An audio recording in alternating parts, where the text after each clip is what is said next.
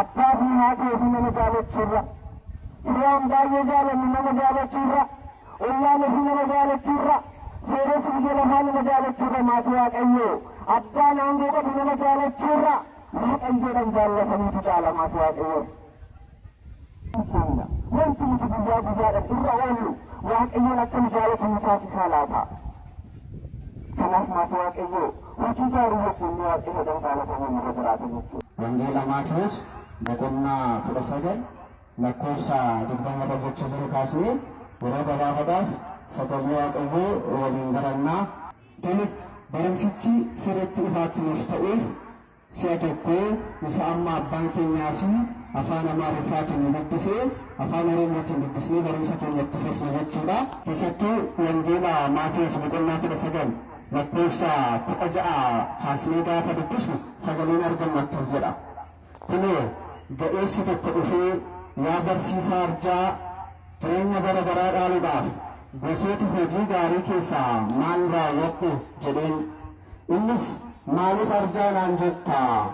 Waaqayyo tokkicha malee arjaan eenyutu hin jiru. Bara jireenyaa dhaaluu barbaadde garuu seerota koo eegi, abboommawwan eegi jedheen. Innis isa kam jedhee gooftaan keenya Yesuus Kiristoosis akkas jedheen, hin ajjeesin, hin ejjin, hin hatin, sobaanis namarratti dhugaa hin ba'in, abbaa fi haadha keetiif ulfina kenni, ri'aa kees akka mataa keetti jaaladhu kan jedhudha jedheen. Ga'eessichi sunis kan ammaa ijoollummaa koo irraa eegalee raawwadheera, egaa kan na hafu maaloo jedheen. Gooftaan keenya Yesuusis akkas jedheen, beeka ta'uu yoo barbaaddes dhaqiitii waan qabdu hundumaa gurguri hiyyeessotaaf kenni, qabeenya saniis ni argatta, kottuutii na faana bu'i jedheen. Ga'eessichi sun wanta kana dhagahee qabeenyi isaa baay'ee waan tureef gaddaati gara duubatti deebi'ee jedha. Waa'ee sagalee kanaatiif maqaan waaqayyoo kan ulfaataniif haa ta'u. Egaan jecha sagalee waaqayyoo kutaa kitaaba qulqulluu kana keessa jiru iccitiin isaa maalidha? Akkasumas immoo ergaan inni har'amu kiristaanotaaf dabarsuu barbaadu maali waan jedhu sana yeroo keenya wajjin gabaabsinee kan ilaallu ta'a jechuudha. Kanaaf jalqabuma isaa sagalee kana gaafa barannutti gaafa dubbisnu gooftaan keenya Yesuus Kiristoos biyya lafaa kanarra deddeebi'ee yeroo barsiisutti beekan kakuu moofaa seerota kakuu moofaa barsiisa ture. Sooressa kan ta'e dargaggeessi tokko gara gooftaan Yesuus Kiristoositti akka dhufee gaafate dubbata. Sooressi kuni gara Yesuus Kiristoositti dhiyaateeti yaa barsiisaa arjaa jedheen. Yaa barsiisaa arjaa hojii gaarii kan hojjedhee gara mootummaa waaqayyootti seenu kan jedhu gaafa kaaseef. Ilaalaa, yaa barsiisaa arjaa jedhee gaafate.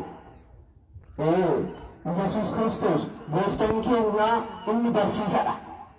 Barsiisaa arjaa, barsiisa seeraa, seera kan uume, seera kan kennu, seeras kan barsiisudha.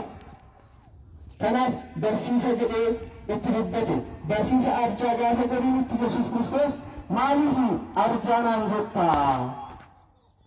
Arjaan gooftaa waaqayyo tokko malee hin jiru jedheen. Maal jechuu isaati? Yesuus Kiristoos arjaa miti immoo?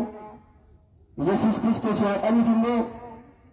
Maaliif arjaa naan jetta jedhee maaf gaafate yoo jenne, namichi kun gosa sanyii Fariisotaa warra Ayihuudotaa keessaa, warra kakuu moofaa keessaa ilmoon waaqayyoo hin dhalanne jedhamee irraa amanan. Ilmoo waaqa ta'uu Yesuus Kiristoos kanneen hin amannedha. Garuu maal jedheen afaan isaatiin laphee isaatti osoo hin amanin arjaa jedhee itti dubbate. Kanaaf ati ilmoo waaqa ta'uu koo osoo hin amanin laphee keetiin osoo hin fudhatin maaliif arjaa jettee arraba qofaan afaan qofaan na waamta jedhee yoo isa akeekkachiisudha akkas kan jedheen.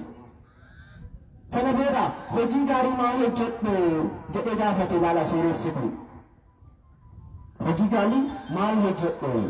Maal ta'uudhaaf? Mootummaa waaqayyoo seenuudhaaf, jireenya bara baraa argachuudhaaf hojii gaarii keessa isa kan hojjedhu jedhee gaafate. Maatii waaqayyoo mana kiristaanaa keessa gaafa deddeebinu wantoota hin galle wantoota hin galle gaafachaati jiraachuun barbaachisaadha. Gara abbootitti siquudhaan gara barsiisota mana kiristaanatti dhiyaachuudhaan maal hojjedhu yoon maal raawwadhe waaqayyotti dhiyaadha yoon maal hojjedheen qajeelummaadhaan deddeebi'uu danda'a maal dhiisu maal dalagu jennee abbootiin mana kiristaanaa barsiisuun gaafachuun irraa eegamu isaan irraa baranna waan ta'eef. Kanaafu sooressi kuni gara Yesuus Kiristoos barsiisaa jireenyatti dhiyaateef maal hojii gaarii maal raawwadhu jedheen. Gooftaan keenya Yesuus Kiristoosis yoo mootummaa Waaqayyo seenuu barbaadde jireenya argachuu yoo barbaadde seerota eegi jedheen. Yaala seerota eegi abboonniiwwan raawwadhu jedheen maatii Waaqayyoo. Amma namichi kun gaafiin isaa maalidha? Jireenya argachuudhaaf maal godhu jedhanii har'a addunyaa keessa jiru kana keessatti namni jireenya argachuudhaaf mootummaa Waaqayyo seenuudhaaf Yesuus Kiristoositti amanuun duwwaan gahaadha. Dadhabbiin biraa hin barbaachisu. Dhamaatiin biraa hin barbaachisu.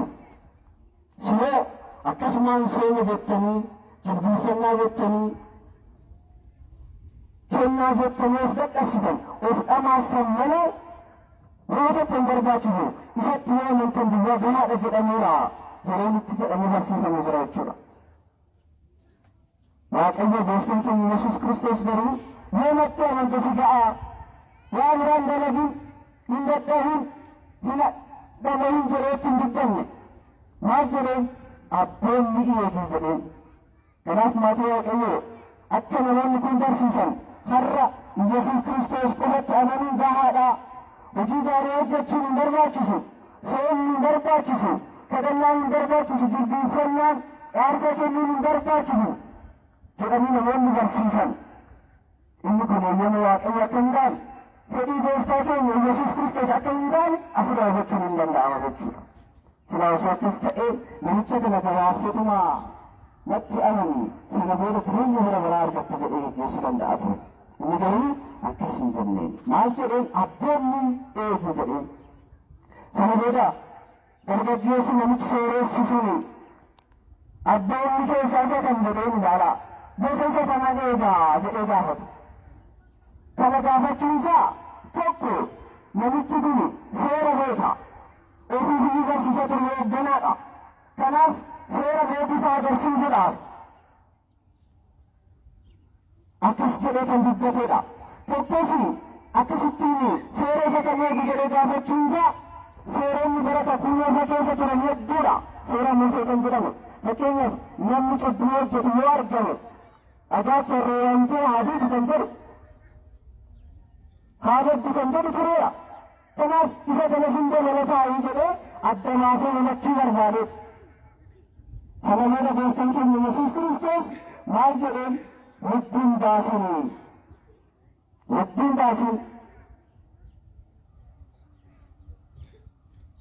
hin wajjin namarratti seeraan ragaa hin ba'in abbaa fi haadha keetiif ulfina kenni kabaja kenni hiriyaa kees akka ofii keetti jaaladhu gaafa kana goote mootummaa Waaqayyoo seenta jireenya bara baraa hin argatta jedhee Yesuus Kiristoos barsiisaa kanatti dubbate. Ilaala yeroo kanatti barsiisan seeraa kuni sooressichi maal jedhee isa kanammaa ijoollummaa koorraa daa'imummaa koorraa jalqabee raawwachaan ture. Inni kun anaaf haaraa miti. Wanta nama ganaa eegalu miti. Kanaaf raawwachaa kan jiru jedheenyu. Isa raawwadhe wanti biraa kan irra tolee jiraate natti hin jedhee gaafate jechuudha. Wanti biraa kan irra tolaan jedhe kana raawwadheera. Ilaala namichi kun seera Waaqaa abboonni sana raawwadheera kan jedhee kan sobaatu miti. Gowwoomsuuf miti. Dhuguma kan raawwate waan ta'eefidha. Dhuguma kan eege waan ta'eefidha. Keessattuu kutaa kitaaba qulqulluu keessatti wangeela Luqaas boqonnaa 18 18 irraas lakkoofsa 18 irraas kaasnee gaafa dubbisu Maarqos gubbaarrattis seenuma namicha kanaa gaafa dubbisnu gooftaan keenya Yesuus Kiristoos gaafa namichi kun akkas jedhee deebii deebisuu fi ilaalee jaallatee jedha. Hin jaallatu. Maaliif jaallatu? Soba waan hin taaneef. Dhuguma namichi kun ijoollummaa isaarraa eegalee addeenyi waaqaa seerota waaqa dubbatamaa turuusaa waan beekeef. Malee kan sowaasaa osoo ta'ee gowwoomsa dhaabasoo ta'ee gooftaan keenya Yesuus Kiristoos akkasumatti callisee turan darbu ture.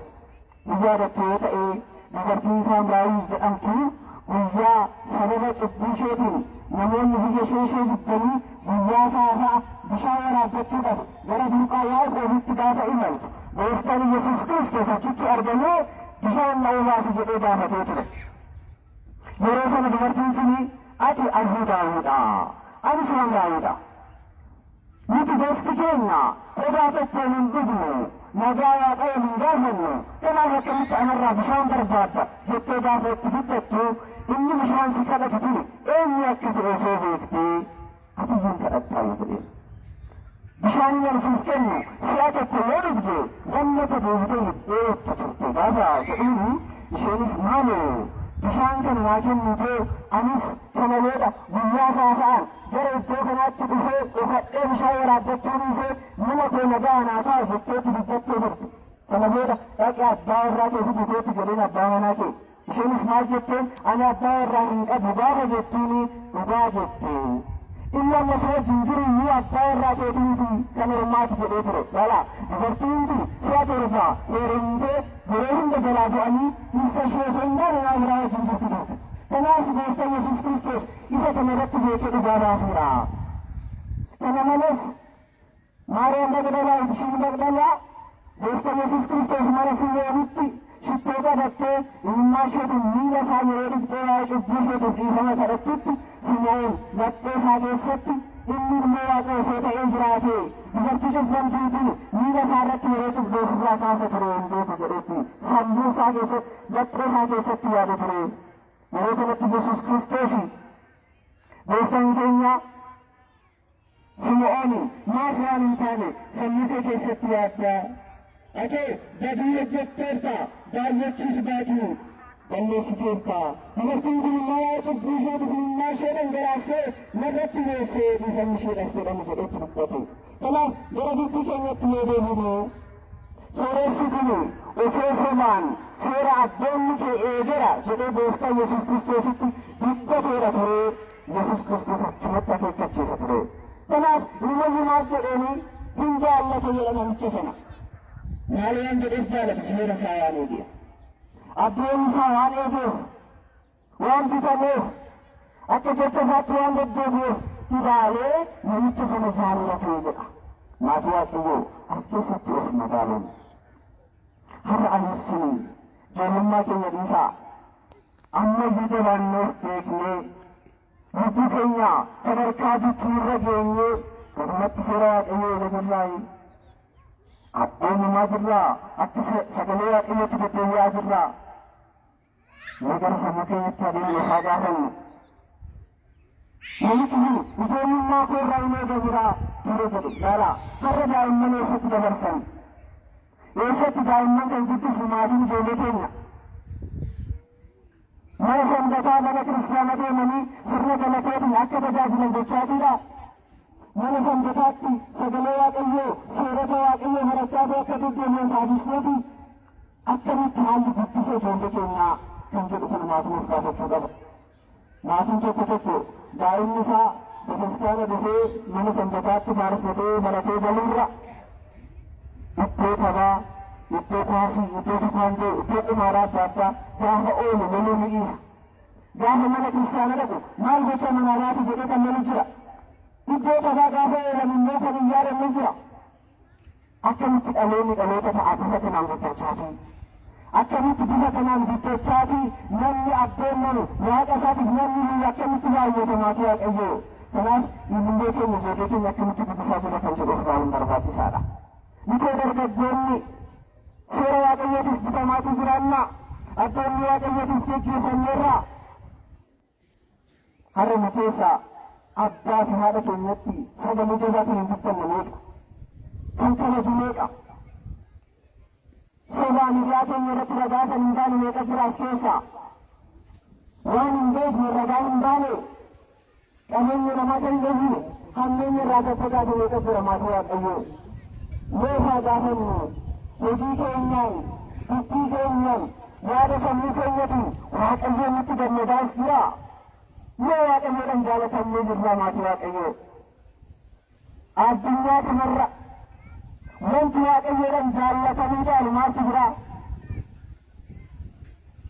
Wanti Waaqayyoon namatti gammaduu caalu maaltu jira?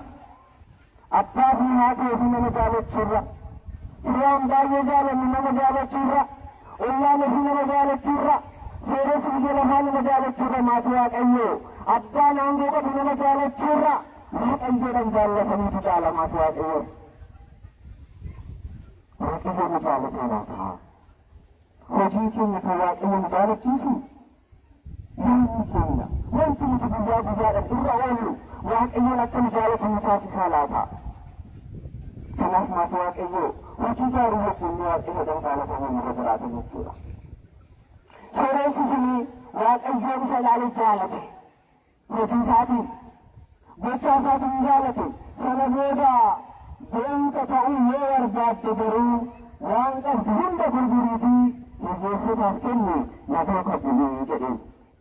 Maaltu nahaa qaree jedhee gaafa inni gaafatu waan qabdu hunda gurguriitii hiyyeessota maaliif gurguri jedhee laala kennuu isaa meelite waan qabdu hiyyeessota qoodi kootti maaf hin jenneen gurguree gana ammoo isa duuka duruu hiyyeessotaaf kennee jechuudha.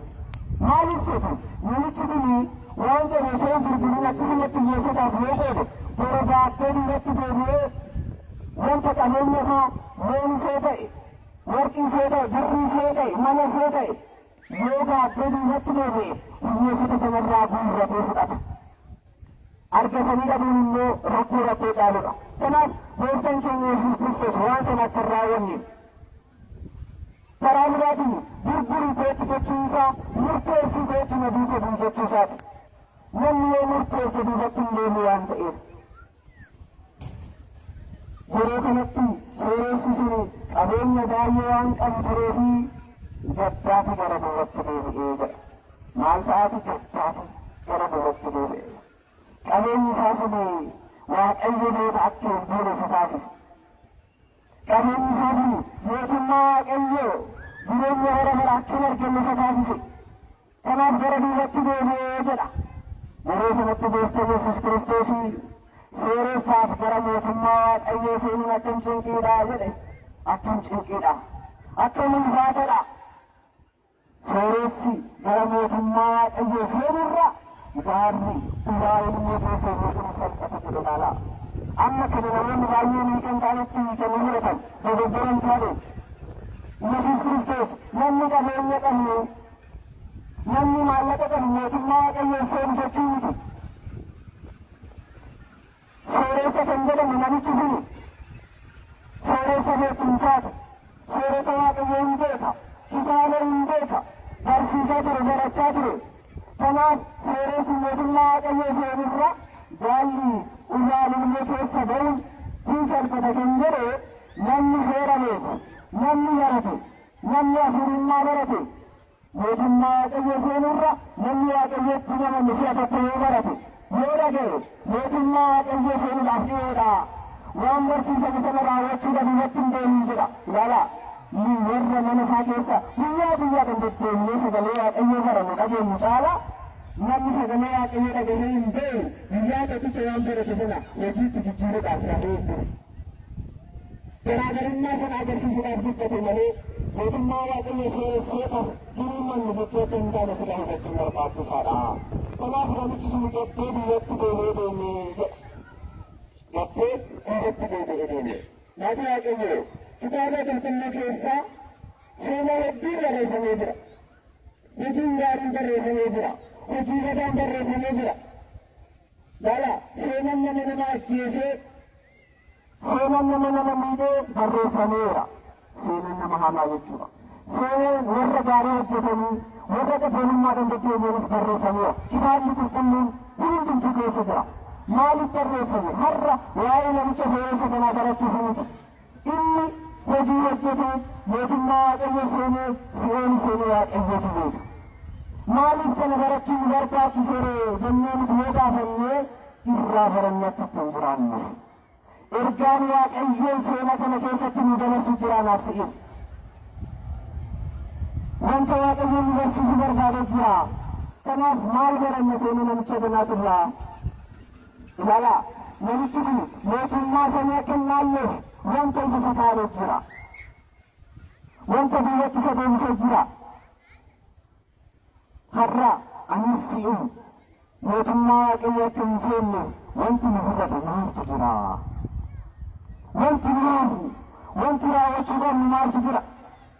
Yeroo baay'ee abbaa gaabbii qabannee cubbuu keenya hubatti mannee Waaqayyotti dhiyaachuudha. Bara meeqa lakkoofsisni erga yaada jalqabne anaaf sin dabalate.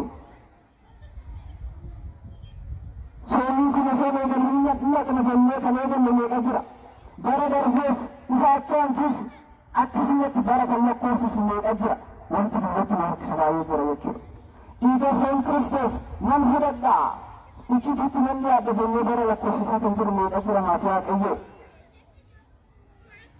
Sagalee Waaqayyoo deddeebi'een baradha jennee waggaa waggaadhaan karoora qofa kan taanee hafne.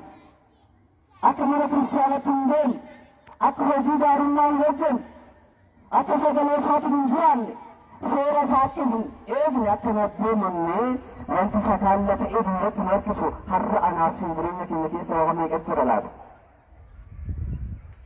Kanaaf akka irraa barannuuf kitaaba irratti nuuf caafame. Nutis wanta waan Waaqayyo irraa nu fageessu, jecha isaarraa kan nu fageessu, mana isaarraa kan nu fageessu sana cabsinee kun nu bira darbuun barbaachisaadha maatii Waaqayyoo.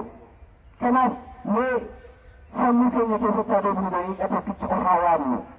Aniif isinii mootummaa Waaqayyo seenuudhaaf gahaadha.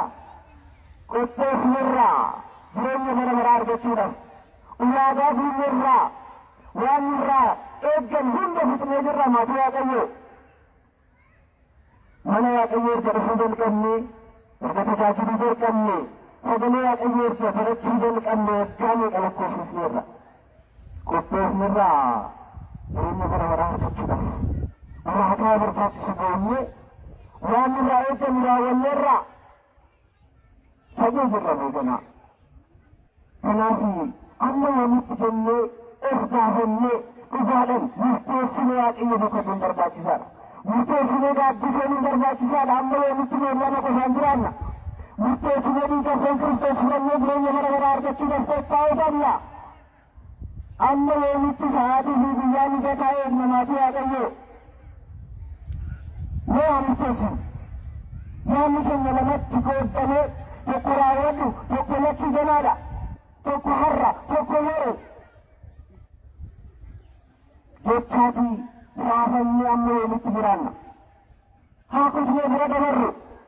Gaafa nuti keessa keenya lakkoodhaa inneedha kaane qophoofne Waaqayyoon immoo humna isaanii kenna. Dandeettii isaanii kenna. Kanaaf wantoota sagaalamii Waaqayyo irra duubatti nu deebisan, wantoota nu hir'ate mootummaa Waaqayyoo dhaaluudhaaf raawwachuun barbaachisaadha. Kanaaf anaaf sin irraa kan nu hir'atu gaabbii galeedha. Warri gaabbii hin galle gaabbii haa galu. Warri dhiiga foon Kiristoos fudhanne dhiiga foon Kiristoos haa fudhanne. Jireenya bara baraa argachuudhaaf har'a isaa gurguraa sana duuka bu'aa kan jedhu Waaqayyoon hin jiru. Hin qabnu qabeenyas. Waaqayyoon qabeenya keenyas hin barbaadu. Inni kan barbaadu murteessinee akka duuka buunudha. Dhugaadhaan akka jiraannudha. Seera isaa eeguudhaan akka jecha isaatti akka sagalee isaatti akka deddeebiin Waaqayyoon kan nurraa barbaadu. Kanaaf yoo murteessineetti deemnu Waaqayyoon immoo humnaaf dandeettii isaa nuu kenna. Kanaaf maatii Waaqayyoo Waaqayyoon Yesuus Kiristoos gooftaan keenya na duuka bu'aa jedhe. Gaafa isa duuka buunu nissamaa seennee seera isaa eegnee abboonnannee sagalee isaa barachuudhaan hammeenya irraa fagaachuudhaan jibba irraa fagaachuudhaan waan Waaqayyoon jaalatu waan Waaqayyoon itti gammadu hojjechaatu Yesuus Kiristoos duuka bu'uun barbaachisaadha. Yesuus Kiristoos malee jireenya hin qabnu. jireenyi keenya Yesuus Kiristoosidha. Yesuus Kiristoosidha adda baafnee duutota. Hafuura hin qabnu, jireenya hin qabnu. Kanaaf Yesuus Kiristoos na duukaa bu'aa jedhee jireenya argachuu yoo barbaanne isa duukaa bu'uu isatti amanuu, isaaf abboomamuu, seera isaa eeguu akka barumsa isaatti deddeebi'uun barbaachisaadha. Kanaaf hundumti keenya iyyuu seera isaa eegnee abboomamnee isaaf butamnee akka Waaqayyoon barbaadutti jiraannee Waaqayyoon nu jaallatee nutti gammadee mana isaa keessa jiraannee bara dhufaati isaa mootummaa isaa akka dhaalle Waaqayyo hunda keenya nu haa gargaaru. Kan nu barsiise amma yommatti nu faana kan ta'e maqaan Waaqa keenyaa kan ulfaatu haa ta'u galata Waaqayyoo.